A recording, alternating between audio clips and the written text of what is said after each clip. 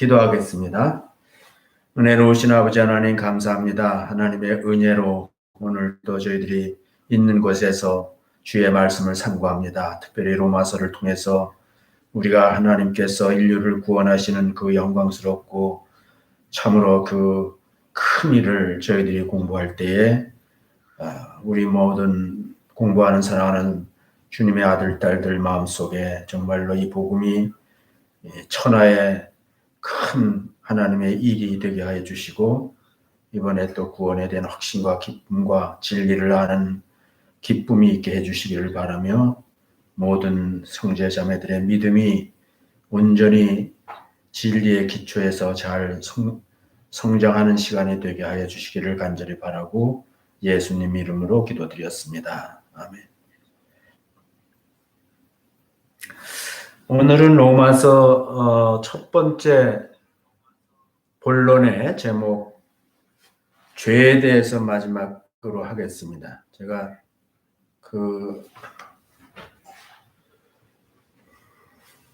이 죄 부분에 대해서 좀 긴 것 같이 느껴지기는 해도 우리가 이 부분에 대해서 확실히 이해를 하고 해야 이 구원의 진리가 더 확실하게 우리에게 다가올 수 있기 때문에 이 말씀을 우리가 그렇게 쉽게 지나갈 수가 없습니다. 그래서 어쨌든 오늘은 3장이지만 3장 1절부터 20절까지 이 죄에 대한 마지막 본론의 첫 번째 단은 결론같이 되는데 이 결론과 죄에 대한 결론을 보고 다음 주부터 우리가 영광스러운 구원에 대한 진리의 말씀을 공부하도록 하겠습니다. 먼저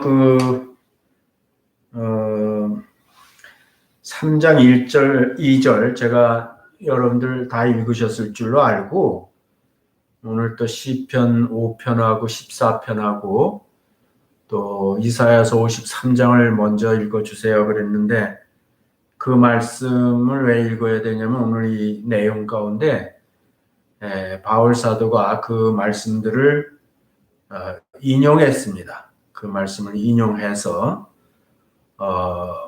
죄란 무엇이 죄에 대한 결론을 내리고 있는데 여러분들이 읽으셨을 줄로 믿습니다. 그래서 먼저 다 읽지 않고 공부해 가면서 읽어가겠습니다. 1절, 2절을 여러분들도 같이 한번 읽어 주시기 바랍니다. 여기 글씨는 안 보이겠지만 여러분들이 가지고 계신 성경으로 1절, 2절 다 같이 한번 읽고 말씀 나누겠습니다. 그런즉 유대인의 나음이 무엇이며 할례의 유익이 무엇이뇨? 2절 범사에 많으니 첫째는 저희가 하나님의 말씀을 맡았음이니라. 이 그런즉이라고 한 것은 지금까지 이제 유대인에 대해서 얘기했죠. 율법과 할례에 대해서. 그 율법과 할례는 유대인들에게 주어진 것입니다. 유대인들에게 주어졌고 이방인 중에서 특히 로마에서 유대교에 입교한 사람들이 스스로 율법을 따라서 유대인의 율법을 따라서 사는 사람들도 있었습니다. 그러나 원칙적으로는 율법은 직접적으로는 유대인들을 이스라엘이라고 해야 되겠죠. 이스라엘 사람들에게 주어진 것이고 또 할례는 그 율법을 다 지키겠다는 뜻으로 몸의 하나의 표식입니다. 그래서 유대인들은 그 할례를 행함으로 말미암아 이제 하나님과 그 언약된 피 계약이라고 그러는데 그 피로 언약된 그러한 백성이 되는 것이죠. 그래서 그들은 이제 조상의 하나님 그리고 그 이스라엘이 민족적으로 출애굽을 하면서 그 하나님이 바로를 이기시고 모든 세상의 신을 통치하시는 지배하시는 전능하신 여호와 하나님이라는 사실을 이스라엘 백성들이 이제 경험도 하고 배우기도 했습니다. 그래서 그 하나님께서 주신 법이죠. 그 하나님이 이스라엘 백성들에게만 주신 법이다 이렇게 생각을 하기 때문에 이스라엘 백성들은 굉장히 프라우드했습니다. 이 법의 수준에 따라서 그 법 아래 있는 백성들, 그 국민들의 수준이 이제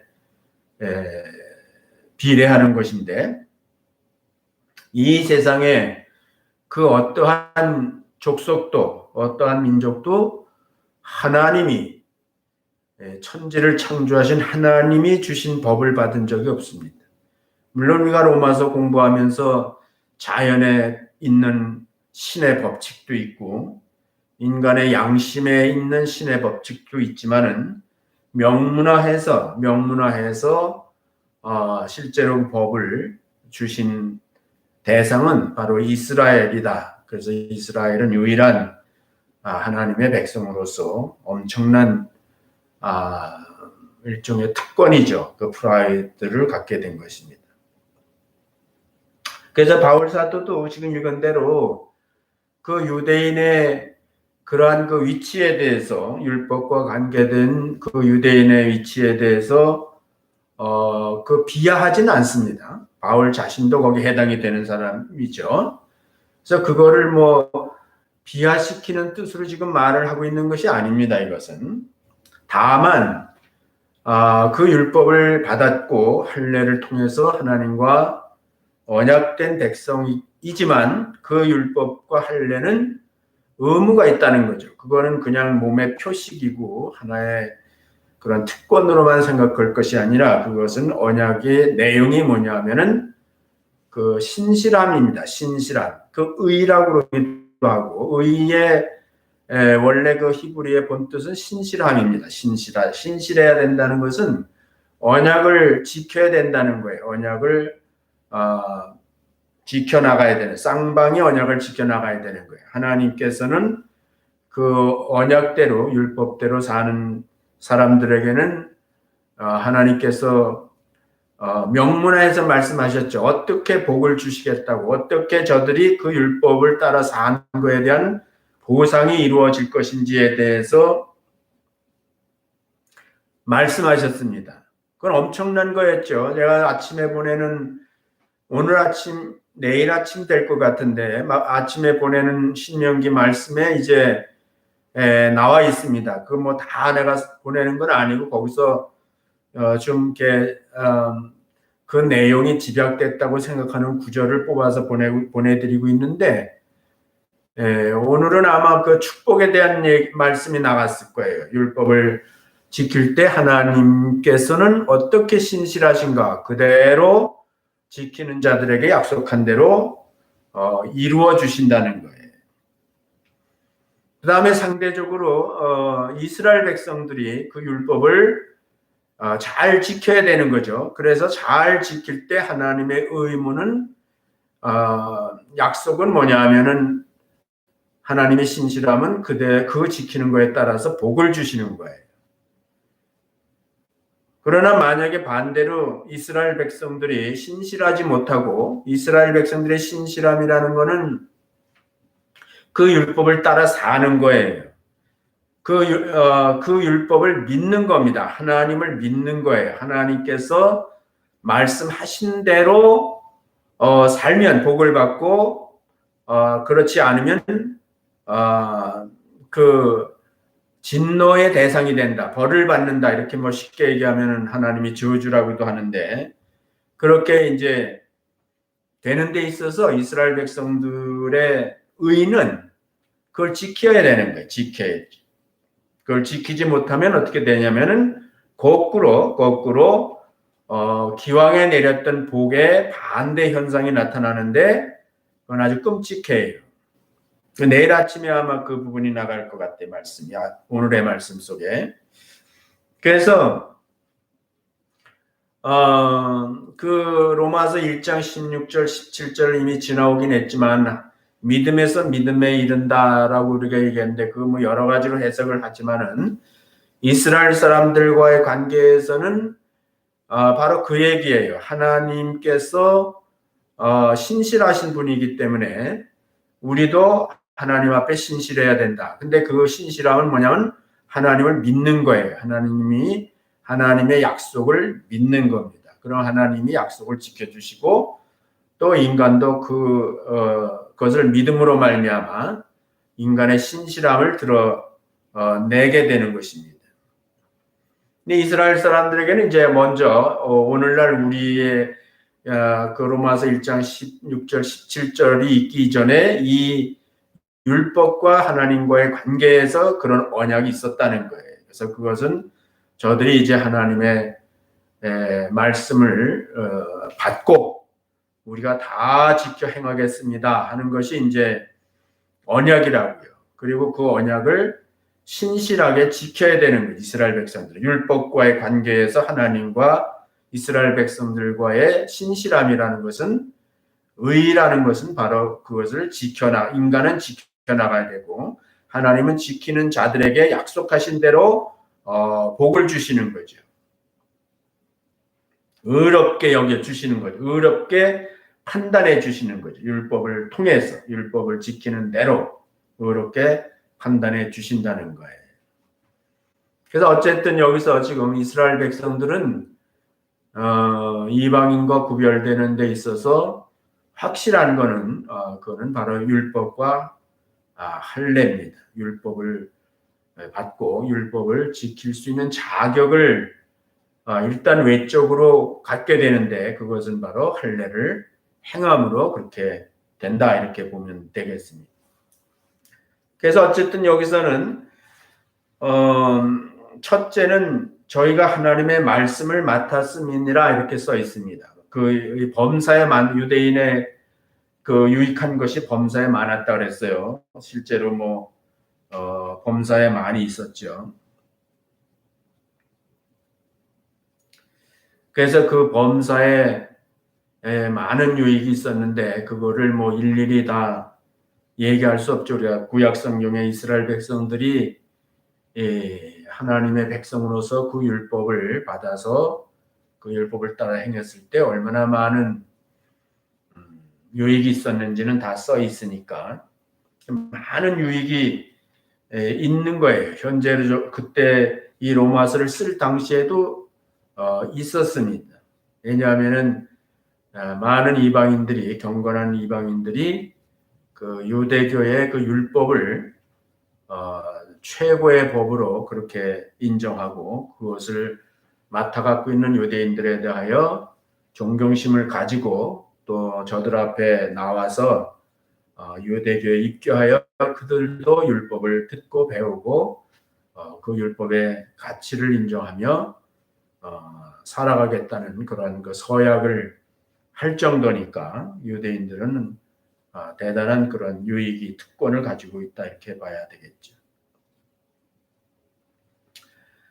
그래서 그 유대인들은 그러한 그 율법이나 할례를 통한 유익이 있었고 거기에 따른 특권이 있었다 이런 얘기를 먼저 인정을 하는 겁니다. 그거를 율법을 깔아뭉개고 뭐 이스라엘 사람들을 자기도 이스라엘 사람인데 비하시키고 그런 뜻으로 얘기하는 것은 아닙니다.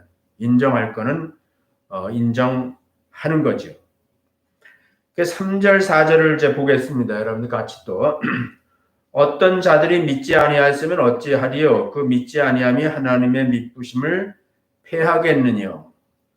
그럴 수 없느니라. 사람이 다 거짓되되 오직 하나님은 참되시다 할지어다. 기록된 바 주께서 주의 말씀에 의롭담을 얻으시고 판단받으실 때 이기려 하심이라 함과 같으니라.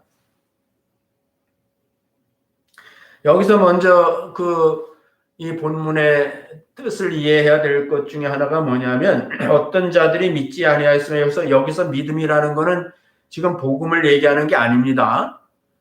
지금 우리가 믿는 예수를 믿는 믿음을 얘기하는 게 아니에요. 이거는 아까도 잠깐 얘기했지만은 하나님을 믿는 겁니다. 하나님을 믿는데 뭘 믿냐 하면은 하나님이 하신 말씀을 그대로 믿는 걸 말하는 거예요.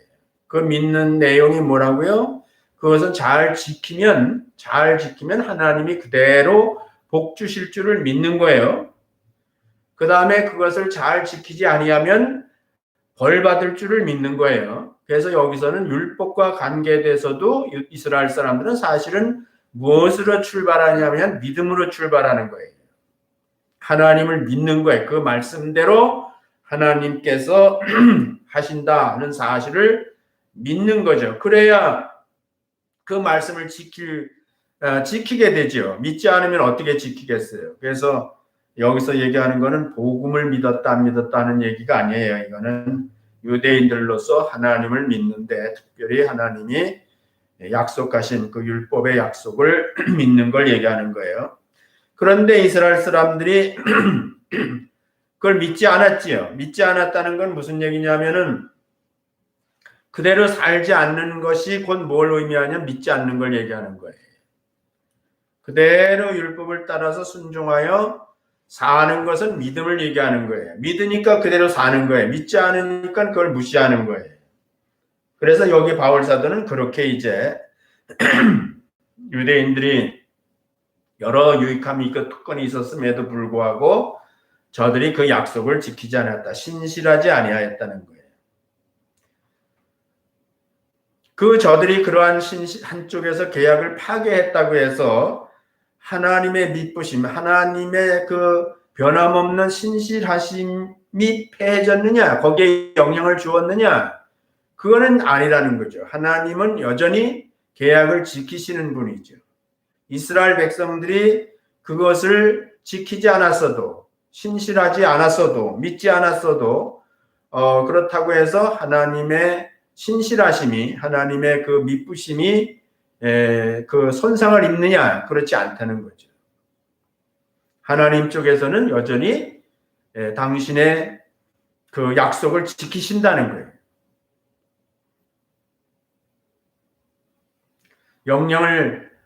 하나님 쪽에는 영향을 줄 수가 없다 하는 걸 얘기하는 거예요. 4절, 그럴 수 없느니라 이 말, 그럴 수 없느니라. 그럴 수는 없다.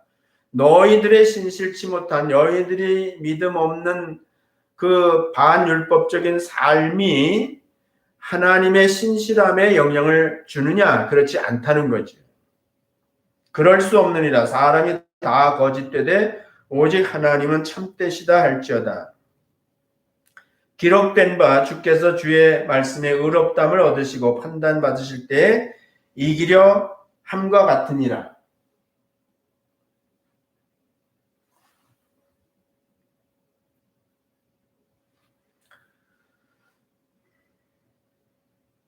여기 내가 파란 색깔로 써놓은 건데 이거 여러분들 보면 좋은데 안 보이면 제가 읽을게요. 어떤 자들이 율법은 하나님의 언약 관계로 유대인에게 주어진 것으로 그 믿음은 행함을 전제로 하는 믿음을 말하는 거예요. 아까 내가 얘기했습니다. 믿음은 여기서 말하는 것은 율법대로 사는 것을 전제로 하는 믿음을 얘기하는 거예요. 다시 말하면 율법의 내용을 그대로 될 거라는 것을 믿는 거예요. 상벌이 있다는 내용을 그대로 믿는 거예요. 그러나 유대인들의 신실함에 이르는 것에 실패했습니다. 유대인들은 자기네들 쪽에서의 그 하나님과 그 언약, 약속을 하고 그 지켜나가는 것을 실패했어요. 즉 믿음이 실패한 겁니다. 그래서 그런 이스라엘의 실패가 하나님의 실패로 이어지느냐? 그렇지 않다는 거죠. 하나님은 절대로 실패하시지 않는, 다시 말하면 당신의 신실함을 거두시지 않는다는 거예요. 신실함에 여전히 영향을 받지 않는다는 거예요. 그 시편 51편을 사실 읽어봐야 되는데 거기 다윗이 범죄했죠. 범죄해서 그 우리아의 아내 바세바를 범하고 우리아를 또 일부러 전쟁에 나가서 죽게 했죠. 살인 교사를 했죠. 그래서 정말 다윗 답지 않은 파렴치한 죄를 범했죠. 다윗이요. 하나님이 내리신 그가 하나님 앞에 신실했을 때, 다시 말해서 하나님을 믿었을 때 하나님이 말할 수 없는 은혜를 복을 베푸셨죠. 하나님의 신실하심을 지켜주셨죠. 그래서 다윗이 된 것이죠. 그런데 다윗은 하루아침에 이제 그 신실함을 깨뜨린 거예요. 그래 놓고 이제 나중에 나단의 지적에 의해서 그 다윗이 회개를 합니다. 거기서 하나님 앞에 회개를 하는데 그 회개하는 내용 가운데 보면은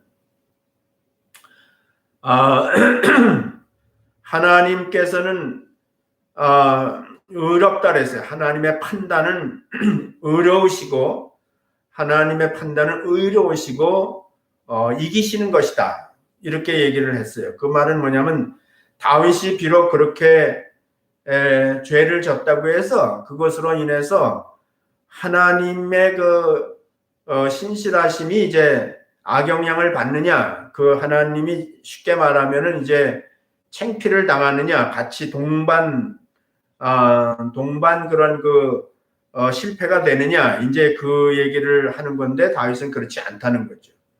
자기는 비록 신실하지 못했어도 하나님은 신실하십니다. 하나님은 조금 더 내가 지은 죄에 대해서 하나님이 영향을 받을 필요가 없으신 분이십니다 하면서 이제 다윗은 자기의 죄는 자기의 죄로 자백을 하고 그 다음에 하나님은 그것으로 인해서 하나님이 영향을 받는 것이 아니다라고 이제 하나님의 신실하심을 그렇게 고백한 것이 이제 시편 51편에 나와 있는 말씀입니다. 여러분들 한번 그런 내용을 들으시고 한번 읽어보시면 이해가 될 거예요. 거기서 잘못하면 하나님은 그냥 범죄한 다윗을 그대로 괜찮다 그런 뜻이 아니라는 거예요. 어떤 경우는 우리가 그렇게 이해를 하려고 그래요.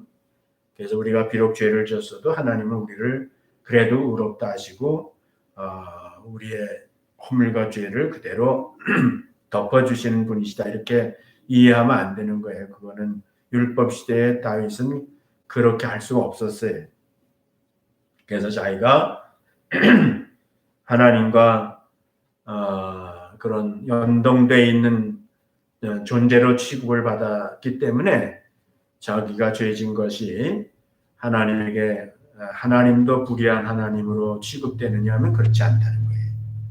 그래서 그거는 오직 다윗의 죄일 뿐이지 하나님의 신실하심은 여전히 변함이 없으시다 라고 이제 고백을 한 겁니다. 하나님은 의로우시다 이렇게 얘기를 한 거예요. 5절에 보겠습니다. 그러나 우리 불의가 하나님의 의를 드러나게 하면 무슨 말하리요? 내가 사람의 말하는 대로 말하노니 진노를 내리시는 하나님이 불의하시냐? 이렇게 이제 썼는데 이게 이제 이거 일종의 이제 궤변이죠. 유대인들의 궤변이라고 그러는데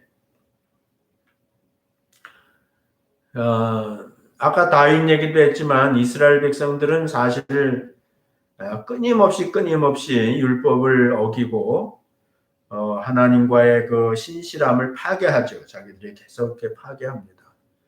그런데 그렇기 때문에 하나님의 신실하심이 하나님이 선하시다는 것이 더 부각되지 않느냐. 상대적으로 그렇게 하면 할수록 자기네들이 범죄하고 그 신실하지 못하면 못할수록 하나님은 상대적으로 더 신실하심이 확실하게 나타나는 것이 인정되는 것이 아니냐. 그렇게 된다고 그러면은 우리가 신실하지 못한 것, 우리가 그 율법을 지키지 못하는 것이 어떻게 그것에 대해서 우리가 심판을 받겠느냐. 결과적으로 그것이 하나님의 선을 드러냈는데 하나님의 그 신실하심을 드러낸 결과가 됐으니까 그건 벌받을 대상이 아니라 오히려 칭찬받아야 할 대상이라는 이러한 이제 궤변을 갖게 되는 거예요. 이건 유대인들의 얘기를 하고 있는 거예요. 우리 예수 믿은 사람들의 얘기는 저 6장 7장에 가면은 또 해요. 그거는 우리 지금 오늘날 예수 믿은 사람들이 예수 믿고 나서 죄를 지면은 뭐 죄가 더한 곳에 은혜가 더욱 넘쳤다. 로마서 5장에 나오는데 그런 말씀을 그 인용하거나 이용해서 우리가 죄를 지으면 질수록 하나님의 은혜가 더 빛난다. 이제 이런 식으로 이제 궤변을 하고 있는 소위 예수 믿는다는 사람들이 있을 수도 있죠 지금. 그런데 그러기 전에 먼저 유대인들이 율법과의 관계에서 그 짓을 했다는 거예요. 그런 궤변을 가지고 하나님을 대적했다는 거예요. 그래서 이것은 악을 선으로 바꾸는 인간의 자기 중심적 선을 말하는 거예요. 자기 중심적인 선으로 그것을 이제 합리화하는 겁니다. 그래서 인간은 이제 지극히 합리적인 존재가 아닌데도 불구하고 자기 필요에 따라서 이렇게 합리화하는 그런 죄의 속성을 가지고 있는 거예요. 인간이 굉장히 간악합니다. 간악해. 그래서 항상 자기 중심의 그 선이라는 것을 우기기 위해서 이런 궤변을 불사하는 것이 바로 이 유대인들이었다. 그래서 이거를 그 하나님의 책임론이라고 그래요. 하나님의 책임론. 병 주고 약 주냐? 보통 이제 그렇게 얘기하죠. 뭐 하나님께서 선악과를 만들어서 먹게 하시고 이제 먹었더니 이제 뭐 예수 믿고 구원받아야 된다 이렇게 하니까 마치 무슨 병 주고 약 주냐 이런 식으로 이제 지금도 비아냥 거리는 사람들이 있잖아요. 그래서 그거는 우리가 아담과 하와가 범죄한 후에 그랬죠. 항상 보면은 자기 합리화를 시키죠. 그래서 아담은 당신이 만든 저 여자가 나한테 먹으라고 그래서 내가 먹었다 하면서 자기의 그 악을, 자기의 죄를 이제 다른 희생양을 삼고 거기다가 이제 전거하고 자기의 열을 합리화하는 것. 하와도 마찬가지. 하와는 저 뱀이 나를 깨워서 먹게 하였다. 뱀도 하나님이 창조하셨으니까. 그래서 결국은 하나님의 책임론이죠. 하나님께서 책임을 지셔야 됩니다. 이런 궤변이 나오는 거죠. 이게 이제 아담의 후손의 유전이에요. 유전. 인간의 죄의 그 유전이라고. 그래서 우리가 뭐 살다 보면은 항상 자기는 뭐 그럴 수밖에 없었고 그럴 환경 처지 이런 것들을 이제 핑계로 삼고 자기 합리화를 하는 명수들이죠. 사람들이. 그래서 회개가 안 되는 거예요. 지금 유대인들이 회개하라고 지금 그러는 거 아니에요. 지금 이 죄에 대해서는. 근데 여기에 대해서 대적을 하는 거예요. 대적을 할 때 그냥 대적하는 게 아니라 이렇게 나름대로 하나님의 책임론을 들고 나와서 자기 죄를 합리화하는 그러한 아주 정말 고약한 그런 모습을 이제 지적하고 있는 거죠. 이거는 사실 성령께서 바울 사도를 통해서 이 깊은 내용이죠. 사실 어떻게 건드리기 쉽지 않은 내용입니다. 이거는. 그래서 그러나 그것을 이제 드러내죠. 하나님께서 드러내시는 그러한 아주 깊은 죄입니다. 깊은 유대인들의 그 문제가 뭐라는 것을 이제 드러내고 있는 거예요.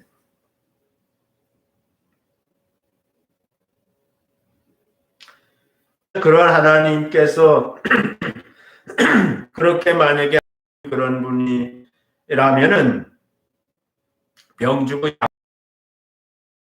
6절에 결국 그렇지 아니하니라. 만일 하나님께서 어찌 세상을 심판하시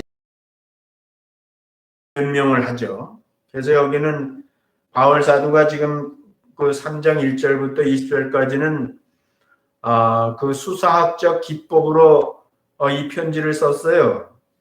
그 수사학적 기법이라는 것은 이제 뭐 여러 수사학의 내용이 있는데요. 이거는 가상의 인물을 세워놓고 그 가상의 인물의 그 가상의 인물이 질문하는 것 같은 질문하는 말을 하고 거기에 대하여 또 이제 답변을 하고 그거를 이제 논리적으로 정리해 나가면서 그것이 옳다 그르다 하는 것을 이제 분명하게 드러내는 것이 이제 또 하나의 수사학적 기법인데 여기에는 특정한 한 사람을 놓고 얘기하는 게 아니에요. 어떤 이름이 나오는 게 아닙니다.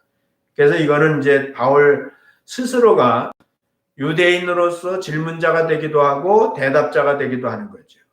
그래서 유대인들이 그런 질문을 가지고 있거나 그런 그 논리를 가지고 있는데 그것이 그 질문이 얼마나 어리석은 질문이고 그 논리가 얼마나 잘못된 논리인가 하는 거를 이제 또 답변하는 식으로 그렇게 이제 지금 하나의 그 변증법을 쓰고 있는 건데 수사학적 기법으로 변증법을 쓰고 있는 건데 이것이 이제 결국은 로마에 있는 유대인들 또 이 편지를 읽는 많은 유대인들이 자기들의 속에 있는 생각과 마음을 이제 드러냈죠. 여기에 가상의 인물이지만 그 가상의 인물이 내가 실제가 될 수 있는 사람들이 이걸 읽으면서 이제 자기가 실제가 될 수 있고 그리고 여기에서 이제 변론과 그 지적에 대해서 인정을 하게 되면은 그것이 이제 회개로 이어질 수 있는 것이죠. 내가 잘못됐구나.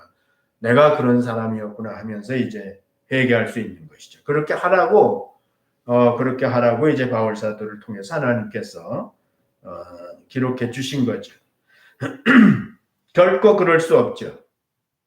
하나님이 그런 하나님이 아니라는 거예요. 그렇다면 하나님은 어떻게 세상을 심판하겠느냐? 어렵지 않다는 거죠. 근데 하나님은 그런 분이 아니다. 모든 책임은 이스라엘 사람들, 하나님과의 언약을 어긴 율법과 약속한 그 언약을 어긴 사람들이 책임이지 그것이 하나님의 책임이 될 수 있는 것은 아니다. 이렇게 이제 그 대답을 하는 것이죠. 그래서 여기서 바울은 이제 결코라는 말을 썼는데 이거는 있을 수도 없고 있어서도 안 되는 말이다. 근데 너희들은 지금 그 하나님 앞에서 그런 말을 하고 있다. 이렇게 지적을 하고 있는 거죠. 그래서 이것은 하나님과 인간 사이에는 존재할 수 없는 말이다라는 것으로 이제 결코라는 말을 썼다고 봐야 됩니다. 그래서 자신들의 죄와 그 죄에 대한 심판을 애써서 부정하는 인간의 그 하나님을 향한 대적이죠. 이것이 하나님께 오히려 책임이 있다 하고 이제 하나님을 대적하는 어떻게 보면 하나님에 대한 인간의 최악의 모습이다 이렇게 볼 수 있는 거예요. 하나님을 대적하는 겁니다. 하나님의 책임을 물으려고 하는 것입니다. 7절에 그러나 나의 거짓말로 하나님의 참되심이 더 풍성하여 그의 영광이 되었으면 어찌 나도 죄인처럼 심판을 받으리요. 또는 그러면 선을 이루기 위하여 악을 행하자 하지 않겠느냐. 어떤 이들이 이렇게 비방하여 우리가 이런 말을 한다고 하니 저희가 정죄받는 것이 옳으니라. 그래서 이것도 아까 얘기가 반복되는데 여기에 이제 어떤 내용들이 반복돼서 질문과 변론을 하고 있는 내용인데 똑같은 얘기예요. 이건 유대인들이 아주 오랫동안 그 토론해오는 중요한 주제입니다. 이 내용이. 그래서 내가 잘못된 것을 통해서 하나님이 오히려 하나님의 선이 하나님의 그 자비로우심과 하나님의 그 사랑이 상대적으로 더 드러나는 것이 아니냐. 이런 식으로 이제 그러면 내가 어떻게 일반 죄인처럼 취급을 받을 수 있겠느냐.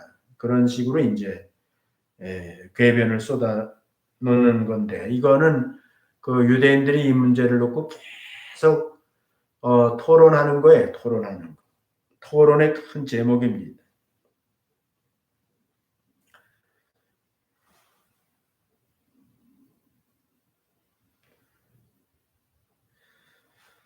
유대인들이 신실하지 못함에도 불구하고 하나님께서 다시 긍휼을 베푸시고 그 특권을 부여하시는 것을 통해 하나님의 선이 더욱 선명하게 드러나는 결과를 두고 필요악이라는 말이 있죠. 필요악. 이건 필요악의 합리성을 주장하는 자들이에요. 그렇게 주장을 한단 말이에요. 토론할 때. 그래서 어쩌면은 하나님께서 하나님의 하나님 되심을 나타내시기 위해서 이스라엘 백성들이 범죄하게 하신다. 그 범죄를 용납하신다. 이런 식으로 이제 자기 합리화를 하는 거죠. 그런 궤변을 놓는 거예요. 그리고 거기에 동조하는 사람들이 많이 있는 거예요. 이스라엘의 그 천수백 년의 율법 생활 속에서 그런 부류가 있단 말이에요. 토론의 제목이 거기에 그런 논리로 자신들의 그 범죄와 이런 것들에 대해서 이제 그런 식으로 논리를 펴나간다는 거예요.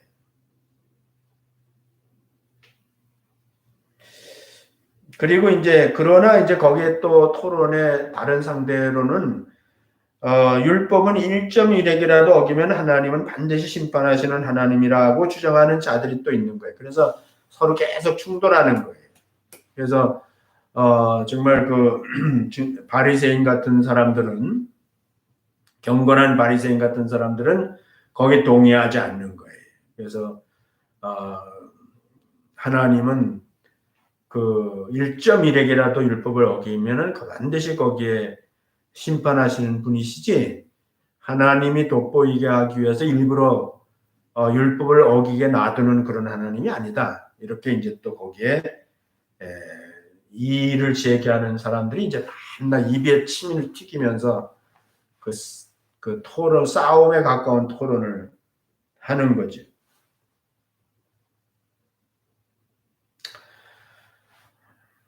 하나님의 거룩은 변함이 없으시고 다만 이 백성을 사랑하셔서 그 모든 심판을 마지막에 대속하셔서 이스라엘을 최고의 나라로 세워주신다. 나라 구원론자들의 주장이 또 있었어요. 그래서 이게 있었는데 그 여러 그룹이 나뉘는 거는 이런 인정하는 사람들 그룹이 만들어지는 거예요.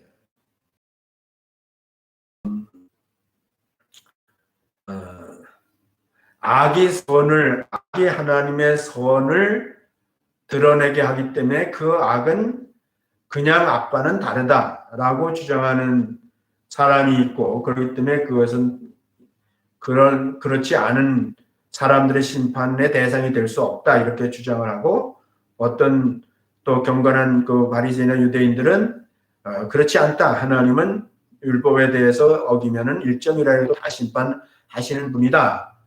그렇지 않으면 어떻게 하나님이 거룩하시냐라고 주장하는 사람도 있고, 어떤 그룹들은 우리가 죄를 짓지만 당장 하나님이 심판하시지 아니하고 긍휼을 베풀어 주시는 것은 마지막 때 가서 하나님이 이스라엘의 죄를 대속하시고 그리고 용서하시고 그리고 이스라엘을 이제 구원하셔서 정말 하나님의 영광을 드러낼 것이다. 하나님의 백성이라는 것을 온 세상에 드러낼 것이다 해서 민족이나 나라 구원으로 받아들이는 그러한 그 부류가 있어요. 그러니까 맨 마지막 거는 어떻게 보면은 절반은 맞죠. 마지막 때 속죄해서 하나님 속죄하고 구원하는데 거기서는 개인의 죄로부터 구원받는다는 구원이 아니고 나라와 민족을 하나님이 그래도 끝에 가서는 결국은 구원하신다 하는 그러한 그 섭리로 하나님의 구원의 섭리를 그렇게 이제 이해하고 주장하는 사람들이 있어서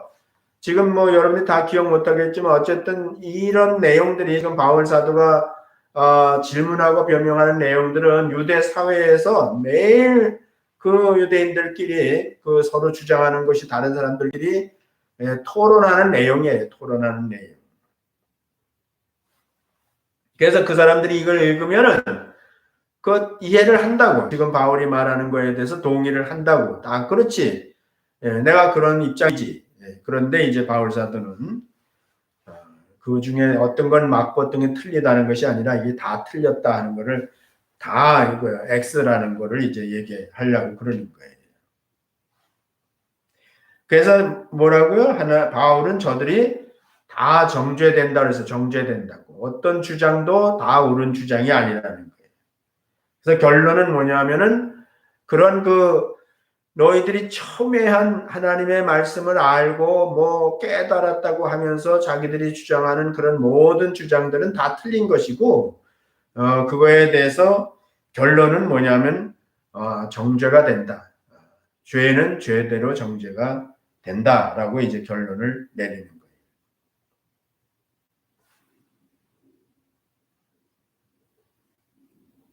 그래서 먼저는 진리대로 율법대로 양심의 법대로 그 심판이 된다 이렇게 얘기했는데 언제나 특히 지금 유대인들의 율법과 할례를 맡아 있는 율법을 맡아서 할례를 해서 율법을 지킨다는 그 사람들을 대상으로 해서 이제 얘기하는데 처음에 율법을 통해서 하나님과 그 언약된 그 신실법은 아직도 유효하다. 그 말은 뭐냐면 지키면 하나님께서 신실하시게 그 약속을 지켜주시는 복을 주시는 것이고 어기면 하나님의 신실하심에 따라서 너희 신실치 못함이 거꾸로 벌을 받는 것이고 그거는 변함없이 지금도 유효하다. 그거를 1600년 동안 오면서 궤변을 만들고 궤를 이론을 다 제시해도 그거는 기본적으로 근본적으로 이스라엘과 하나님과의 율법을 통한 서로의 그 약속, 그 언약은 변함이 없다. 이제 그렇게 이제 결론을 내는 거예요. 그래서 반드시 심판이 이루어진다. 그것이 하나님의 신실하심이라는 거예요. 하나님은 그 신실하심이 변함이 없는데 그 신실하심의 다른 부분이 뭐냐면은 신실하심의 긍정적인 건 복을 받는 거죠. 근데 그런 신실하지 못한 지키지 못한 것에 대해서는 벌이 내려지는 것이 그것도 하나님이 신실하심이라는 거예요. 그걸 이제 거룩이라고도 말할 수 있습니다. 9절 그러면 어떠하뇨 우리는 나으뇨 결코 아니라 유대인이나 헬라인이나 다 죄 아래 있다고 우리가 이미 선언하였느니라. 이거 굉장히 중요한 말씀이죠. 지금까지 이제 로마서 1장 18절부터 해서 여기까지 오면서 드디어 바울 사도는 비장의 그 결론을 내리고 있는 거예요. 그게 뭐냐면 그러면 어떠하냐 우리는 나으뇨 결코 아니라 유대인이나 헬라인이나 다 죄 아래 있다고 우리가 이미 선언하였느니라. 이렇게 이제 결론 부분에 들어간 겁니다. 여기서 우리라는 말은 또 조심해야 돼. 우리라는 것은 지금 예수 믿은 사람들을 바울이 예수 믿고 바울과 함께 있는 사람들을 우리라고 그러는 게 아니에요. 여기서 우리는 유대인이야 그 뒤에 나오잖아요. 결코 아니라 유대인이나 헬라인이나 다 죄 아래 있다고 했을 때 여기서 우리는 그 유대인들을 말하는 거예요. 바울이 자기도 유대인이기 때문에 우리라는 표현을 한 거예요. 그래서 누구도 유대인이나 이방인이 헬라인이나 결국은 지금까지 그 말씀의 내용으로 볼 때에 다 죄인이다 하는 것을 이제 얘기하는데 그것을 선언하였느니라 이렇게 과거형을 썼잖아요. 근데 이거는 무슨 얘기냐면은 지금 바울이 바울의 입장에서 뭐 너희는 다 죄인, 우리 인간은 다 죄인이다 이렇게 선언하는 게 아니고 이미 우리가 하나님의 말씀, 성경에 그 성경에서 이미 선언됐다는 거예요. 성경에서.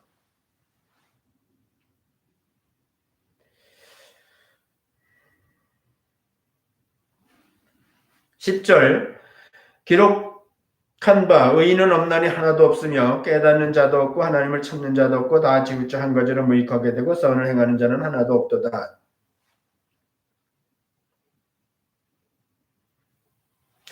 자, 여기서 이제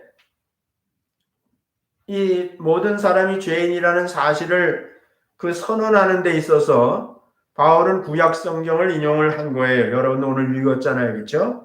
거기 보면 의인이 없다 그래서 하나도 없다 그랬어요. 깨닫는 자도 없고 하나님을 진실하게 찾는 자도 없다 그랬어요.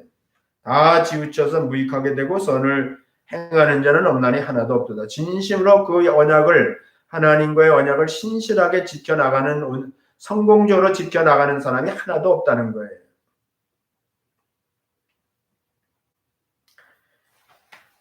자기네들끼리는 있다고 생각해요. 자기네들끼리는.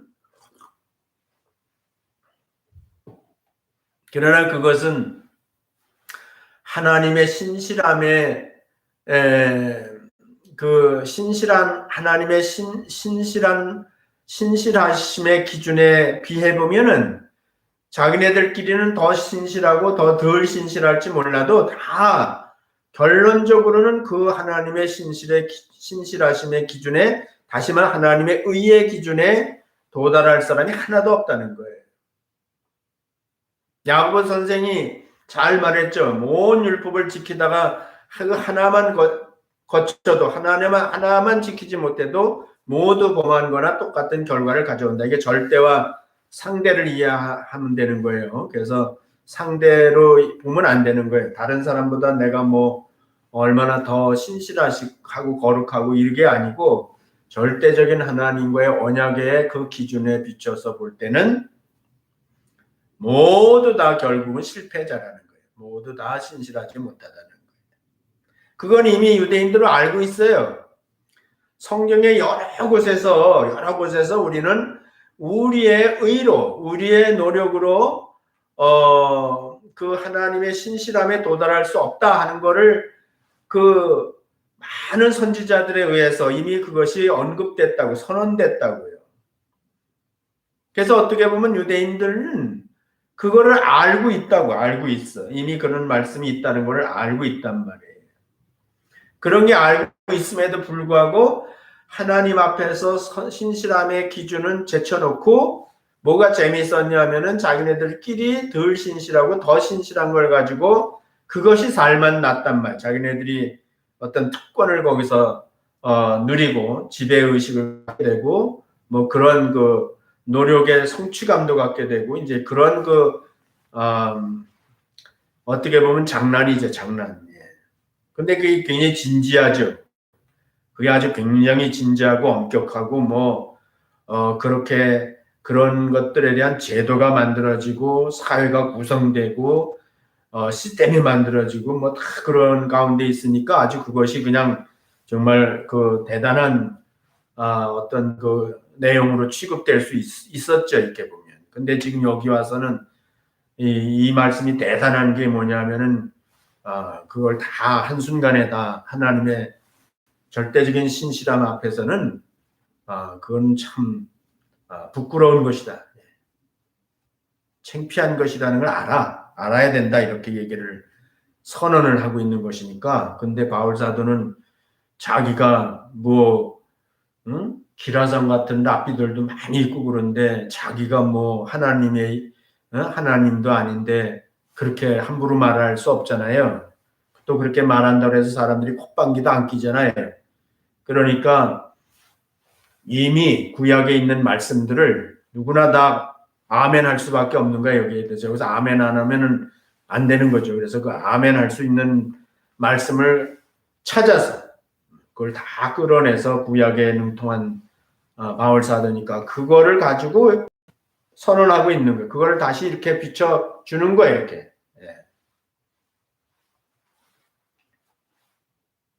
그러니까 이걸 읽는 사람들은 이 편지가 무게가 있는 게 뭐냐면은 그냥 바울 개인의 생각을 쓰고 있는 것이 아니라 성경 어떻게 보면은 구약 성경 전체를 가지고 지금 하나님의 말씀을 바른 방향으로 이끌어가면서 그 안에서 이렇게 결론을 내리니까 하나님 말씀으로 결론을 내리니까 이거는 사람들이 이제 성경을 좀 아는 사람들은 굉장히 이제 무게 있게 받아들여야 되는 거죠. 바울 사도의 바울이라는 사람의 개인의 생각이면은 그 얼마나 많은 사람들이 디라성 같은 사람들이 그 깊이 있게 자기네들은 깊이 있다 그러죠. 깊이 있게 말씀을 가지고 토론을 하고 연구를 하고 그러는데 끝까지 바울이 뭐 얼마나 대단하다고요. 그걸 그냥 무시해 버릴 수 있는 거예요. 그래서 바울 사도는 여기서 자기 개인의 생각을 얘기하고 있는 게 아니라 이 큰 말씀들을 이미 선언된 말씀들을 아무도 노하면 할 수 없는 거예요. 다 하면 할 수 있는 말씀들을 끌어다가 이제 선언하고 있는 거죠. 어떻게 보면 하나님이 이렇게 말씀하신다 이렇게 이제 받아들여야 되죠. 하나님 말씀하시는 걸로 받아들일 수밖에 없게 이렇게 한 것이죠.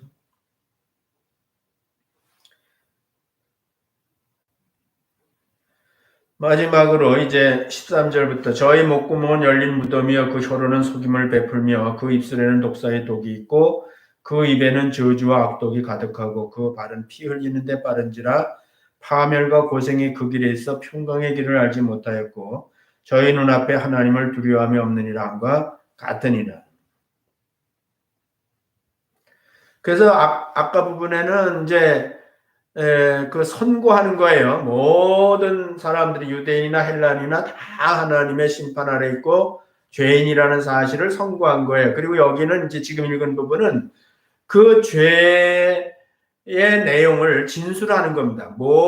무슨 죄라는 내용을 이제 진술하는 게 이거는 재판장에서 일어나는 일을 그대로 쓰고 있는 거죠, 지금. 그래서 유죄했는데 그 유죄하고 그 유죄가 될 수밖에 없는 내용이 어떤 거다 하는 것을 범죄 내용을 진술하는 거예요. 그것이 뭐라는 것이 이제 어떤 것이 죄고 어떤 것이 죄고 어떤 것이 죄고 하면서 이제 그거를 범죄 내용을 진술하고 있는 거예요.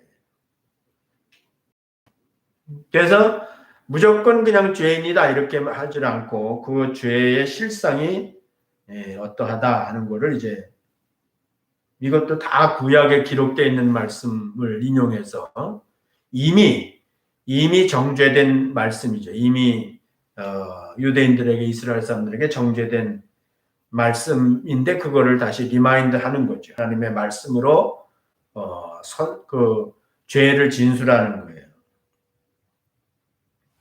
그래서 여기 뭐 일일이 다 할 수 없지만 목구멍은 열린 무덤이요. 많이 들어봤죠? 그래서 예수님이 오셔서 말씀하신 거예요. 회칠한 무덤이란 말이니까 그러니까 속에는 썩어서 더러운데 먹는 걸로 먹는 것이 사람을 더럽게 하는 게 아니라 나오는 게 더러운 거다 하면서 예수님은 그런 식으로 지적을 했죠.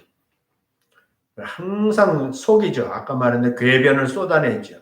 자기를 감추고 자기를 합리화하는 말이 다 속이는 거예요. 거짓말, 표면적인 그 거짓말이 있어요. 근데 그 거짓말보다도 유대인들은요, 아주 그 고차원적인 거짓말을 하는 거예요. 그래서 자기를, 그, 변명하는 그러한 그 거짓말들을 아주 기가 막히게 하는 거죠. 지금까지 한 짓이 뭐냐면은 자기도 죄인인데, 자기 의인이라고 자처하고 의인으로 속이고 그리고 오히려 사람을 죽이는 율법을 집행하는 하나님 노릇을 하면서 이제 그렇게 했다는 거예요. 예수님도 선지자들을 죽이고 그 시체를 쌓는다고 했습니다.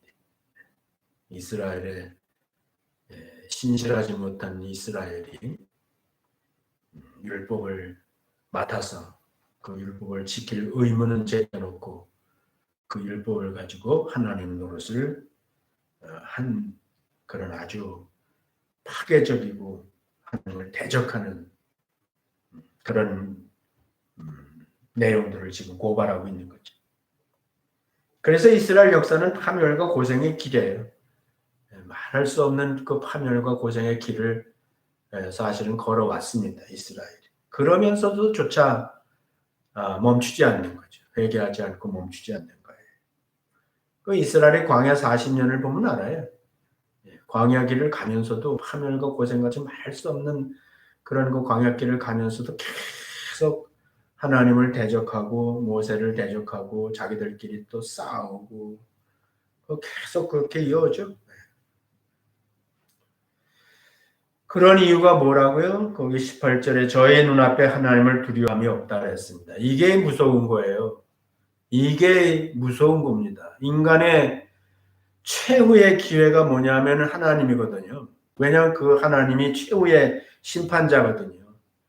그래서 결국 최후의 기회는 하나님인데 그 하나님이 기회라는 건 뭐냐? 그 하나님 앞에서는 그 하나님 앞에서는 하나님의 두려움을 알아야 되고 그 앞에서 그 두려움을 통해서 회개해야 되거든요. 그게 최후의 기회거든요. 근데 뭐라고요? 하나님을 두려워하지 않는 거예요. 그럼 뭐 하나님을 두려워하지 않으면 볼장 다 봤죠. 지가 하나님이라고 생각하는 거죠. 지가 책임져야지요. 이게 제일 무서운 거란 말이에요. 이게 뭐 노골적으로 하나님이 없다 하고 뭐 그러는 불신자들의 그런 그 이방인들의 모습이 아니고 그런 게 아니고 하나님의 백성으로서 하나님이 하나님을 두려워하지 않는 이건 무슨 얘기는 자기가 하나님 앞에 신실하지 못한 삶을 살면서도 하나님을 두려워하지 않으면 그거는 최악이라는 말이죠. 최악이에요. 그게 문제예요.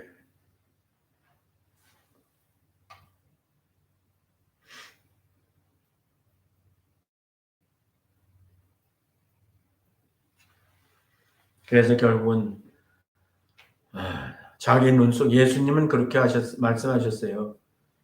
자기 눈 속에는 들보는 보지 못하고 다른 사람의 눈에 있는 티를 빼려 한다 그랬어요. 네가 먼저 네 눈 속에는 들보를 뺀 후에 그 티를 뺄지니라 그렇게 얘기했는데요. 이게요, 그냥 우리는 그런가 보다 상대 들보 이렇게 해서 큰 거 작은 거 이렇게 생각하지만요. 여러분 들보를 빼면요 집이 무너지는 거예요. 들보가 뭔지 알죠? 집의 하중을 지탱하고 있는 그 보호를 말하는 거예요. 들보를 빼버리면요 집이 무너진다고요.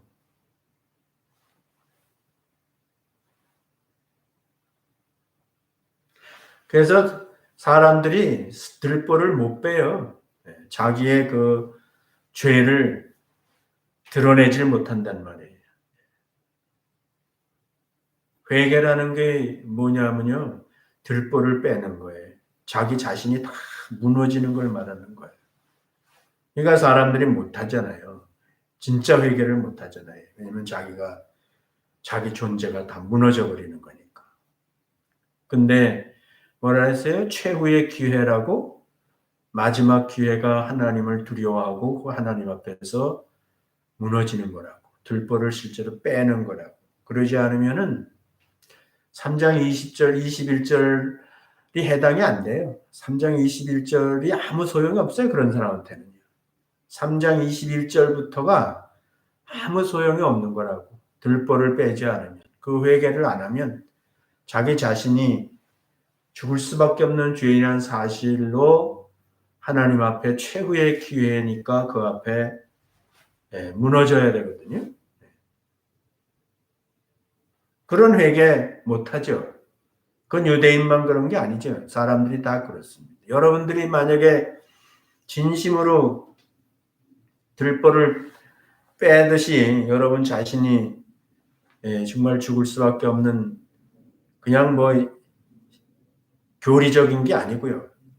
전인격적으로 하나님 앞에서 나는 참으로 죽을 수밖에 없는 죄인이라는 사실을, 죄인 중에 뭐 괴수라는 말은 바울이 쓰긴 했지만도 그렇게 자기 자신이 무너지는 회개를 하고, 그 회개하는 자에게 하나님께서 하나님의 신실함을 나타내 주시거든요. 그게 이제 복음이에요. 하나님의 약속.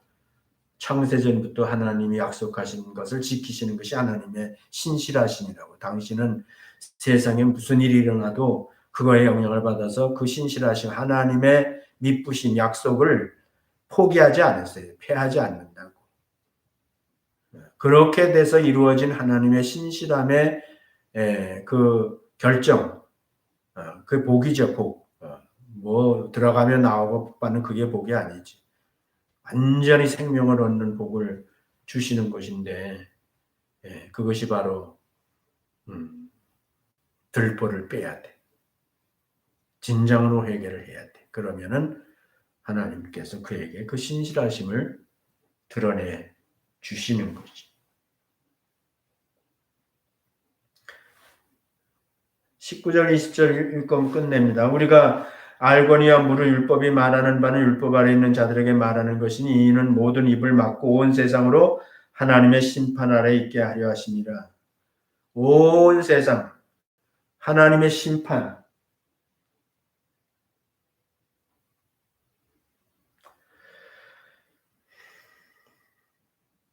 온 세상으로 하나님의 심판 아래 있게 하려 함이니라. 이게 이제 결론이에요.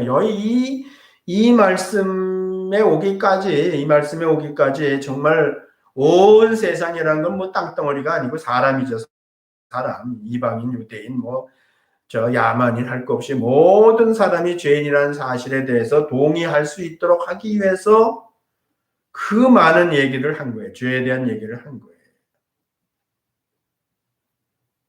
이 은혜입니다. 은혜예요. 3장 20절, 21절부터 하나님이 이제 치료하시잖아요. 문제를 해결해 주시잖아요. 죄로부터 우리를 구원해 주시잖아요.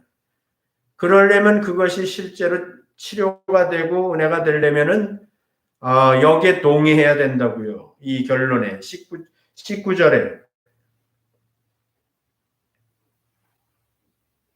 그래서 20절에는 그러므로 율법의 행위로 그의 앞에 의롭다 하심을 얻을 육체가 없나니 율법으로는 죄를 깨달음이라 하면서 이 엄청난 그 율법의 죄와 사람과 죄와 율법과의 관계에 대해서 이런 결론에 도달한 거예요. 이런 결론이 도출된 거예요. 이거 엄청난 거예요. 이 로마서 3장 20절에 그 결론이 도출되고 여기에 이르기까지 이 1600년이 걸렸대. 1600년.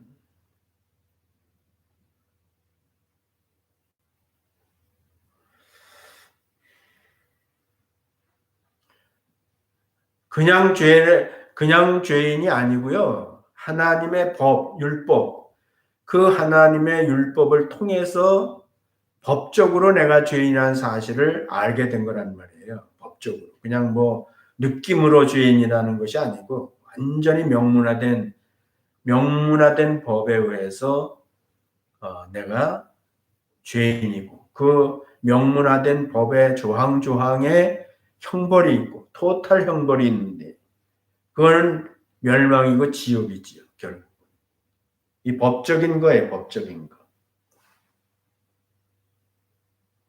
그래서 지금까지 본능적인 죄에 대해서 1장 18절 이하로 돼 있고, 그 다음 2장에서 이제 헬라인 판단의 죄인들 그에 대해서, 그 다음에 이제 정죄하는 죄, 유대인들이 이제 율법을 가지고 정죄하는데 그 죄를 다 얘기한 거예요. 헬라인, 이방이죠. 유대인 다 같은 죄인이라는 것이 이제 결론에 도출됐고, 그리고 이제 모든 사람은 심판의 대상이다. 심판에서 벗어날 수 있는 사람은 한 사람도 없다. 그래서 이것을 깨달은 사람만 이제 그 다음에 바울 사도를 통해서 하나님께서 하나님의 신실하심의 결정체인 이 복음, 그 복음을 이제 받아들일 준비가 된 자다. 그래서 엄청난 반전이 일어나는 거죠. 뭐 세상에서 반전 그러는데 이거보다 더 큰 반전은 없는 거죠. 그래서 이것은 어디까지나 법적인 문제 마지막 얘기예요. 이거는 기억해 두세요. 그래서 지금까지 바울이 얘기하고 맨 끝에 와서 법적으로 이제 결론을 내린 거예요. 법적인 결론은 뭐냐면 율법으로는 죄를 깨달음이라는 것은 깨달은 사람은 다 자기 죄인을 인정하는 거예요.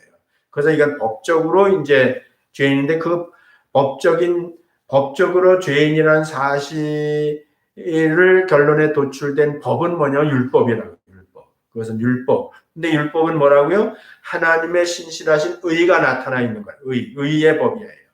의의 법인데 인간이 신실하지 못해서 실패했어요.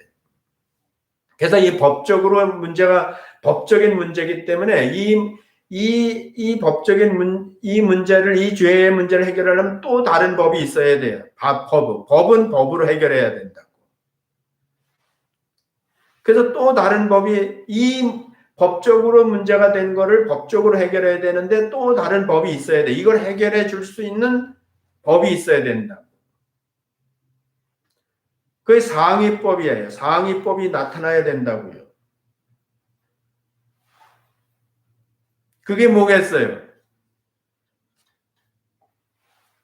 믿음의 법이에요. 믿음의 법. 그래서 이제 21장에 가면은 이제는 율법 외에 또 다른 하나님의 의가 나타났으니 이건 법을 얘기하는 거예요. 또 다른 법이 나타났다. 의의 법이 하나님의 의의 법이 나타났단 말이에요. 그래서 이 법이 과연 이 법에 의해서 죄인으로 이미 판단되고 판단이 되고 그 죄의 싹은 사망일 수밖에 없는데 이 법으로는 그럼 이 법에서 이미 내가 실패했는데 어떻게 나를 이 법에서 건져낼 수 있느냐? 그거는 법밖에 없다고. 이것을 초월하는 법이 있어야 되는 거예요. 그렇지 않으면 안 되는 거예요. 그러니까 이게 지금 법적으로 우리가 이해를 하지 않으면은 로마서를 이해할 수가 없는 거예요. 오늘 여기까지만 하고 다음 주부터 이제 준비됐으니까 여러분들이 이제 말씀을 듣고 시간 있으면 또 들어보세요. 여러분들이 또 듣고 또 듣다 보면은 말씀 속에 내용이 있습니다. 그래서 정말 여러분들이 스스로 인격적으로 하나님 앞에 정말 들보가 무너지는 그런 그 자기 자신의 그 모습을 인정하고 그리고 이제 또 다른 법을 하나님이 신실하시게 우리를 위해서 예비하신 그 법이 무엇인지를 귀담아 잘 들으면 그 얼마나 귀담아 잘 듣겠어요. 사형 선고가 내려진 사람이 또 다른 법에 의해서 어떻게 판단이 되면 살 수도 있다 그러면은 얼마나 그 법에 경청을 하겠냐고. 살 길이니까. 그런 마음으로 다음 시간을 기대해 주시기 바랍니다. 기도하고 마치겠습니다. 은혜로우신 아버지 하나님 감사합니다. 하나님의 크신 그 섭리를 우리는 다 이해 못합니다. 그러나 이 로마서를 통해서 우리가 정신 차리고 성령이 도우시면은 우리가 하나님의 이 놀라운 우주적인 구원의 섭리를 이해할 수 있사오니 주님께서 도와주시고 이 공부를 한다기보다 하나님 앞에 나와서 하나님의 말씀에 귀를 기울이는 사랑하는 모든 성도들이 정말 이번 기회에 진정한 구원의 확신을 갖고 정말 어떠한 상태에서 우리가 구원받았는지를 새롭게 깨달아 그 기쁨과 영광이 넘치는 자들이 다 되게 해주시기를 바라고 예수님 이름으로 기도드렸습니다. 아멘.